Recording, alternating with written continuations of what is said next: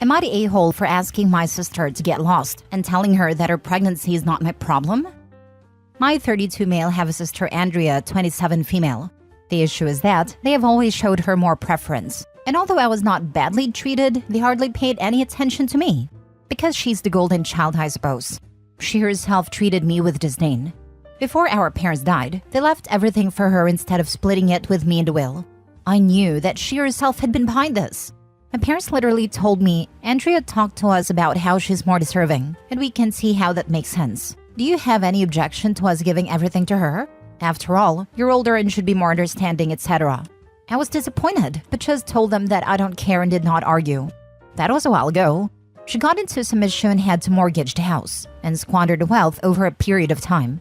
As she requires help now, she turned to me and asked me to help her. She's also pregnant right now. I refused and told her that I don't want anything to do with it, and that is not my problem. But she pleaded and cried so much that I felt bad. But I told her that she's got to reap what she's sown, and that is just karma getting back to her. In the end, she told me, I know how to tarnish your reputation by using this very pregnancy. In the end, I asked her to get lost and kicked her out of my house. She had shown up there to ask for help. I wonder whether I did anything, well, wrong, as she is my sister after all. Am I the a-hole? Now for the top comments. Not the a-hole. You do you. She's just going to have to figure life out herself. Thanks. It's just some people said that she's my family after all, and I got wondering. Family is an F word if it's used to abuse others. You shouldn't feel obligated to continue bailing her out. Not the a-hole. Your sister screwed you over and now wants your help?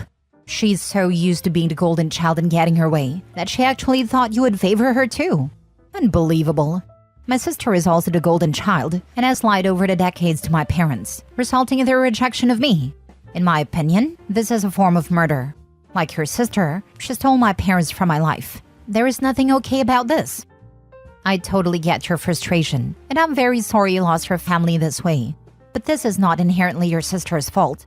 It's your parents for raising the two of you this way. In the end, it's them who created this situation, by creating the monster that she is and letting her do the things she did. Not the a-hole. It sounds like she's used to having someone to bail her out, and now that your parents are gone, she expects you to take their place, especially since she has made a series of bad decisions. I suspect that even if you said just this once, if you did help her out, you would be opening the door to her constantly asking you for more and more. Exactly this. My older sister is the same way. Dad bailed her out of everything. Now that he's gone, she expects everyone else to fix her problems. She actually blamed me for not being able to keep her cat for her when I donated a kidney to another sister. Some people are just awful and not worth giving space in your brain. Next story. Am I the a-hole for telling my bully I feel no sympathy for her? There's this one girl, 17 female at school, who just got diagnosed with terminal cancer. She would bully me, 17 males, since I was 13. Usually just call me names and make snide remarks. But one time, she made fun of my dead mother, which is the one that stuck in my head for so long. It was constant and relentless bullying, and made me feel low and inferior. She stopped at 16. My guess was because her father died in a car accident and realized how she made me feel, though she never apologized. So she got terminal cancer and made some big posts on her social media and got lots of attention. When she saw me in school, she was tearful and apologized for how she treated me. Honestly, I feel nothing. I said, I don't accept your apology, nor do I offer you my sympathies, and walked away. I could hear her cry even more. A friend agreed with what I did, but all her friends gave me grief. I try to ignore them when I see them, but they just come at me like rabid animals and say stuff that I should say sorry and that I'm an a-hole. When her mother confronted me on what I said, telling me that I should have at least offered sympathy because she's dying, I only said, just means I no longer need to deal with her. Then blocked them all on social media. I don't know. Maybe I was too harsh? But if I'm being honest, I don't feel sympathy for her. I worked through my resentment with a therapist, and honestly, I feel nothing for her. No hatred, but no sympathy either. When she dies, it will just be another day for me. Maybe this makes me an a-hole, but I can't help how I feel, and I spoke what I've felt, just as she did. Am I the a-hole? Not the a-hole. She was cruel to you for years. You are under no obligation to accept her apology or offer sympathy. We are in the fool around and find out era, and people need to realize there will always be consequences for their actions. Also, all these people giving YTA votes for what you said to her mother, which isn't even what you're asking judgment for, are wrong. This woman is also bullying you. Obviously, your daughter learned this behavior from somewhere, and I'm gonna say it was probably from mom. Yeah, their worlds have changed drastically over the last year, but that doesn't mean you automatically have to give them any sympathy or forgiveness. And as one commenter said, maybe she should have parented her child better. If either of them or her friends continue to harass you, especially in school campus, report every single one of them to the admin. When I was in high school, a family member who I despised because she was a truly evil person passed away slowly and painfully from cancer. It wasn't a death I'd wish on anyone. That said, I wasn't sad she was gone, and that felt wrong to me, like I should at least think good of her now. When I expressed all that to my mom, she said something that has stuck with me to this day. Just because someone dies, even if they die in a terrible way, it doesn't suddenly mean they were a good person. Similarly, this girl is suffering something awful, and it's tragic. But that doesn't automatically mean she's forgiven for everything she's done. There was a guy in high school who died after he was hit by a car, and the entire school, tiny charter school, made a huge deal about it. Offered kids time off for grieving, even had a candlelight vigil. I think his parents set up a scholarship in his name. Kids were acting distraught at the loss of poor Adrian. But to be honest, the guy was a jerk. He hated most of those kids at our high school. It was intentionally irritating to most people. He had extreme beliefs, which were fine, but loved berating people over things like commercialism if they bought a soda. The night he died, he was hanging out with his college friends. They threw his glasses into the road, and somehow he thought it was a good idea to walk blindly into the road if speed limit 45 to go get them. An old lady hit him going 35, and he died. So like just a stupid way to die. It is tragic his life ended early. I think he might have gone on to do some good things. But I wasn't heartbroken. I wasn't crying at a candlelight vigil for his soul. I wasn't wearing black armband in remembrance. It's like, yeah, that sucks. Not the a-hole. Someone who is truly sorry would accept that you do not forgive her. She would entitle to her friend/mom if she was truly contrite. You owe her nothing. It's not like you went out of your way to shove it in her face. As a matter of fact, you never even retaliated when her father died. Having terminal cancer doesn't absolve anyone of being an a-hole. And the bully made sure to apologize very publicly with tears, and an audience ready to clap at her amazing act of being so mature. It's almost as if the girl doesn't care about OP at all, but instead saw an opportunity to make a scene and get a shower of cookies. I believe in apologizing publicly if the offense was also public. But apologizing is about taking accountability for your actions.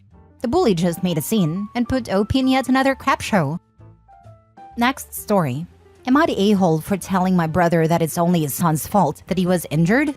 My 41 male nephew Ian, 9 years old, visited us for Thanksgiving a while back. He was accompanied with his parents and children, including Ian. I have a bulldog in my house, which they know about. I told the kids to stay away from it, which they agreed to. It doesn't like strangers, and I did not want to take any chances. As they had said fine, well, I did not bother about it again until the incident happened. Ian walked towards his doghouse and began to yell and tease it. He apparently got so near him that the dog bit him and injured his hand. He screamed, and it attracted our attention. We rushed out and took him away. The dog was chained, but he was still barking. We took him to the hospital, and everything was confused as my sister-in-law was scared as well, including Ian's older sister. My brother David, 44 male, now accused me by saying that it's my dog and that I should pay the bills now. I refused, saying that I'd warned them and that it's Ian's fault. But he said that doesn't matter as it was my dog. We got into an argument and he threatened to sue me later and said I already know that he can't afford the best lawyers as he himself is one. I told him I am not doing it, but should I have? It's my dog and I am his uncle, so should I have paid? Am I the a-hole? Now for the top comments. Personally, as a Canadian, I don't think you're the a-hole, but I really don't know how much that would cost. 9 years old is old enough to know better and he was warned. It's just I had warned him. I'm not happy he was injured, obviously, but it sounds really unfair to expect me to pay when I had told him before. The child and his parents learned an important lesson that day. Keep your distance from dogs you aren't familiar with, especially when the dog is in a safe space, indoor cage, or doghouse. Ian had a fool around and found out rating of 7 that day. It's lucky it wasn't his face. Not the a-hole. You warned him. He didn't listen. Parents should watch their own child if he wants to meet the dog. My ex used to tease my grandma's cat. Not maliciously, it was playful. But when the cat would lay down in her box, she was done. Tell me why I had to repeatedly tell this 20-plus-year-old man why he needed to leave the cat alone when she was in her box. He wasn't one of my best decisions. Not the a-hole. Even without a warning, teasing a chained dog is an a-hole move. I completely disagree with people who say 9 is too young to understand this.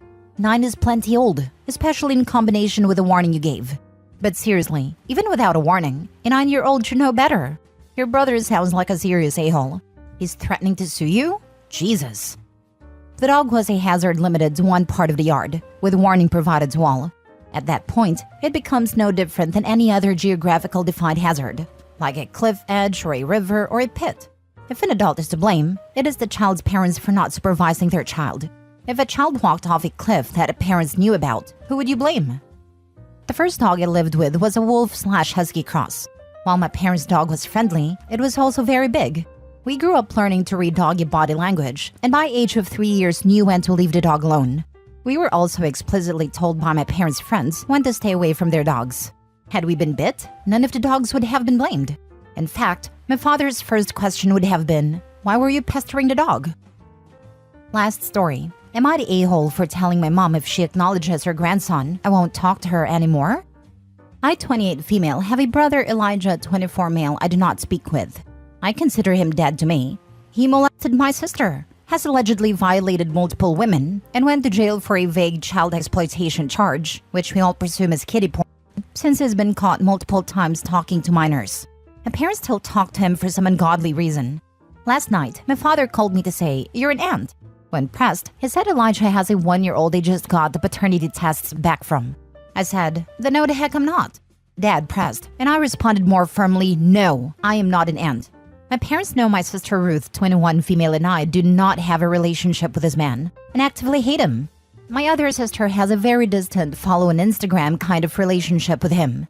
My mom got into a fight with Ruth, who called me in hysterics, because she and my other sister weren't excited about this baby.